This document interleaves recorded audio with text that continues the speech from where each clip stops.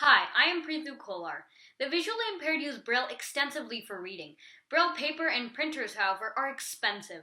There are refreshable Braille displays, RBDs, available in the market, but they tend to be very costly, usually a few $1,000s. This is because they have individual actuators for each Braille pin that requires power continuously to hold the pins in place. This puts them out of reach for most blind people. My solution is a unique RBD which aims to provide an economical solution that will provide better access to Braille. It has two main components. The first is a 3D printed slate with small holes in it. In each of the small holes are Braille pins which are held up or down by friction. The second component is the printing head, which presses down certain pins to form Braille characters on the slate.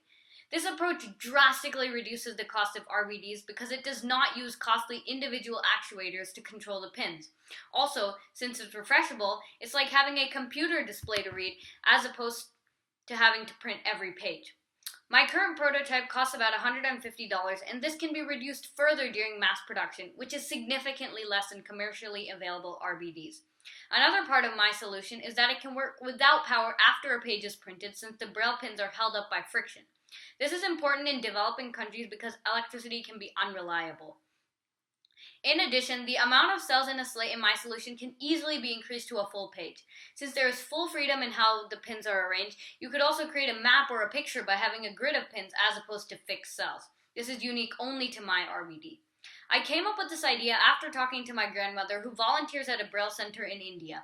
She was telling me about how expensive Braille printers and paper are.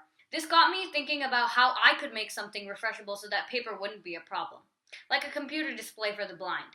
I believe that my RBD can help many more blind people have better access to Braille.